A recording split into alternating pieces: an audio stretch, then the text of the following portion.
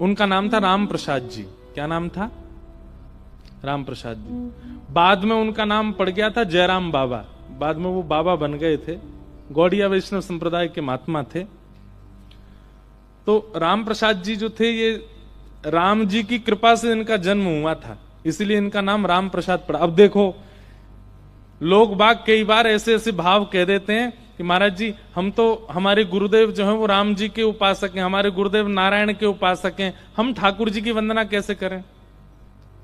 इस बात को चित्त से निकाल दीजिए कि आपकी उपासना पद्धति से आपकी प्रेम लक्षणा भक्ति की पद्धति मिटेगी नहीं। मीराबाई का गुरु मंत्र राम नाम था, वो भजन ठाकुर जी का करती थी, लेकिन मीराबाई एकांत में बैठ के क्या भजती थी? राम राम राम राम राम राम, राम जी को भजती थी। और राम जी की कृपा से उनको कृष्ण भक्ति प्राप्त हुई।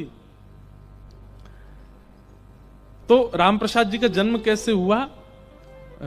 इनका नाम राम कृपा प्रसाद ऐसे कुछ नाम था, मैं कल और विस्तृत इनका चरित्र सुनाऊंगा। तो इनका जन्म ऐसे हुआ कि इनके जो पिताजी थे वो जयपुर में विराजते थे। तो इनके, ध्यान से सुनो, ने कथा मुझे अभी याद आई है अचानक कहीं से, मैं सुना दूं आपको।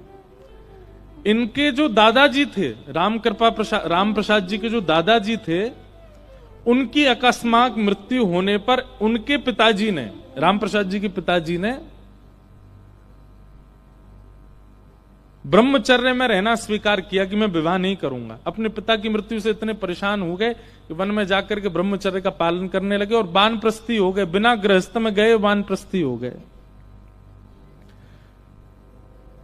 इतना भजन किया राम जी का कि राम जी प्रसन्न हो गए, और राम जी प्रसन्न होकर के दरबार सहित प्रकट हुए। राम जी, सीता जी, लक्ष्मण जी, भरत जी, शत्रुघ्न जी, हनुमान जी, और सब प्रसन्न हुए।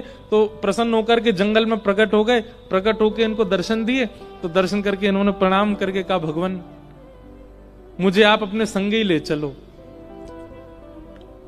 तो राम जी ने इनको आज्ञा की, नहीं, हम तुमसे कुछ आज्ञा करने आए हैं। बोले क्या? तुम विवाह करो, गृहस्थ आश्रम में प्रवेश करो। और ऐसा कहकर के राम जी तो वहां से अंतर्ध्यान हो गए,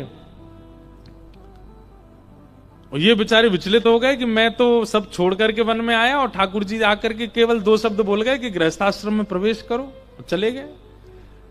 आपने आकर के फिर अब यूं सोचे, ब्याह करूं तो किससे करूं? ठाकुर जी तो कह गए ब्याह करो। अब जो भी इनके घर आता, उससे विद्वान तो थे ही, इनसे आकर के जो भी ब्राह्मण मिलते, बुजुर्ग थोड़े से, धीमे से पूछते, आपकी बेटी है? तो सामने बोलते हाँ है। तो ब्याह हो गया उसका? तो कह देते हाँ हो गया। तो ये बेचारे नीचे नजर करके बैठे रहते, हाँ हूं करते रहते। लेकिन कोई कहता आपकी बेटी है? हाँ है। ब्याह हो गया? नहीं हुआ। हम कैसे वर रहेंगे आपकी बेटी के लिए? वो कोई अपने आप कैसे कह सकता भाई? लेकिन राम जी की आज्ञा हो गई, इसलिए इनको ये लगा कि अब तो मुझे ब्याह करना है। और तब इनका एक सुंदर ब्राह्मण थे, उन्होंने अपनी पुत्री के साथ में इनका विवाह किया। और तब इन दोनों का जो प्रथम पुत्र हुआ, उसका नाम इन्होंने राम प्रसाद रखा कि भाई ये राम जी की कृपा से हुआ, इसलिए इसका नाम राम प्रसाद। तो वो राम प्रसाद जी थे। छोटी सी अवस्था उनकी। तो जयपुर में गोविंद देव जी के मंदिर में गोविंद देव जी के सेवायत गोस्वामी के जो बालक थे, वो राम प्रसाद जी की उम्र के ही थे, छोटे छोटे थे सब। तो उनके साथ राम प्रसाद जी खेलने के लिए मंदिर में जाते थे। बहुत ध्यान से सुनना, बड़ा अच्छा चरित्र याद आया अचानक। तो गोविंद देव जी में मंदिर में खेलने जाते थे, तो उनको ऐसा लगता था कि गोस्वामियों के 3 बालक हैं, 2 तो मेरे साथ खेलते हैं और एक सज धज के मंदिर में खड़ा रहता है गोविंद देव जी। बोले ये वाला जो बालक है जो मंदिर में बैठा है ना, ये शायद गोसाई जी को बहुत ज्यादा अच्छा लगता है, इसलिए देखो रोज इसको कभी लाल पीतांबरी, कभी पीली पीतांबरी, सोने के आभूषण, हाथों में कड़ूले, पाम में पाजे, मोर मुकुट, कानों में कुंडल और ऐसा तिलक विलक लगा के इतना सुंदर करके तैयार करके उस बालक को तो सिंहासन पर बैठा के रखते हैं, और ये दो थोड़े कम प्रिय हैं, ये दो मेरे साथ खेलते हैं। कैसा उनका सहज बाल स्वभाव। तो जब कभी गोटी खेलते थे तीनों बालक मिलकर के, गोविंद देव जी के प्रांगण में ही खेलते थे, तो गोटी खेलते खेलते ये राम प्रसाद जी गोविंद देव जी को देखते और उनको गोटी का प्रलोभन देते, बोले तुम नहीं खेलोगे, हम सब खेलते हैं, तुम भी खेलो। तो मन में विचार करते, जैसे मेरी माँ कभी मैं ज्यादा तैयार हो जाता हूं तो मना करती है ना, बाहर मत जाना, ऐसे ये इतने तैयार रहते हैं, इसलिए शायद इनको अनुमति नहीं होगी खेलने की। लेकिन राम प्रसाद जी का बहुत मन होता था कि कभी गोविंद देव जी उनके साथ गोटी खेलें। उन दोनों बालकों से भी कहते थे, बोले तुम दोनों अकेले आते हो, ये इनको क्यों नहीं लेके आते? तो वो दोनों हंस जाते, वो भी बालक, वो क्या जाने, बोले ये नहीं आते, यहीं रहते हैं। लेकिन एक बात है ना कि जिसका चित्त बहुत सहज है, जो बहुत भोंदू है, जो बहुत सरल है, ठाकुर जी को बहुत प्रिय लग जाता है। वो राम प्रसाद जी का ये बाल स्वभाव कि ठाकुर जी मेरे संग गोटी क्यों नहीं खेलते, ये गोसाई जी का बड़ा बेटा है, प्यारा बेटा, ये मेरे साथ क्यों नहीं खेलता। एक दिन ठाकुर जी ने ऐसी लीला की कि गोस्वामी जी के दोनों बालक अपनी नानी के घर चले गए और वो खेलने नहीं आए, और ये राम प्रसाद जी आकर के मंदिर प्रांगण में बैठकर प्रतीक्षा कर रहे हैं कि वो दोनों कब आएंगे, कभी गोटी नीचे मारें, कभी गोटी उछालें, हाथ में ले लें, और प्रतीक्षा कर रहे हैं वो दोनों कब आएंगे। वो दोनों तो आए नहीं। इतने में राम प्रसाद जी ठाकुर जी को देखने लगे, गोविंद देव जी को, और बोले आज तो तुम्हारे दोनों भाई भी नहीं आए, आज तो तुम आ जाओ, तुम ही खेल लो, आज हमारा मन ही नहीं लग रहा। कभी किसी खंबे पे जाके बैठ जाए, कभी कहीं बैठ, जैसे बालक का स्वभाव है, उसको खेलने का मन होता है तो वो पीछे पड़ जाता है। ठाकुर जी का मन हो गया कि मैं इसके साथ खेलूं, और तभी ठाकुर जी ने देखा कि एक द्वारपाल बैठा है और एक गोसाई जी अंदर डोल रहे हैं। तो द्वारपाल को तो अचानक इतनी जोर की लघु शंका आई कि वो उठ के भाग गया, और गोसाई जी को बहुत जोर की भूख लगी आई, तो वो भी चले गए प्रसाद पाने। दोनों जैसे ही गए, इतने में ही गोविंद देव जी अचल से सचल हो गए, और दोनों हाथ सीधे करके फेंटा बांध करके अपनी सोने की गोटियां उठा करके और फेंटा में लेकर के और हाथ में लकुट लेकर के आ गए प्रांगण में, और प्रांगण में आकर के बोले चल अब खेल मेरे साथ। और राम प्रसाद बालक के साथ में गोविंद देव जी गोटी खेलने लगे। वो बालक खेल में तो उसकी कम रुचि, ठाकुर जी जैसे चलें, ठाकुर जी जैसे बैठें, ठाकुर जी जैसे मुस्कुरावें, ठाकुर जी जैसे जो नैन मटका में, वो तो उन्हीं पे ही मोहित होता जा रहा था, इतने सुंदर लग रहे थे ठाकुर जी। नैनाभिराम बंक मुस्कान, नैनाभिराम बंक मुस्कान, बाह मरूड़ लजावत खान, ये देखो श्याम, ये देखो श्याम, यही तो है मेरे जीवन का। ये देखो श्याम, ये देखो श्याम, यही तो है मेरे जीवन का। ये शब्द नाथ द्वार में लिखे थे लाल जी के उत्सव में। कैसे ठाकुर जी बोले नैनाभिराम,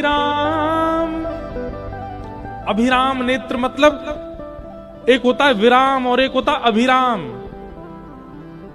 जिनके नेत्र देख करके आप रुकेंगे नहीं, आपकी सर्वांगीण इंद्रियां विश्राम पालेंगी, अभिराम हो जाएंगी, ऐसे नेत्र जिनके हैं। नैनाभिराम और बंक मुस्कान, बंक मुस्कान मतलब पूरे नहीं मुस्कुराते हैं ठाकुर जी, नेक हल्के से मुस्कुरा में एक जगह थे।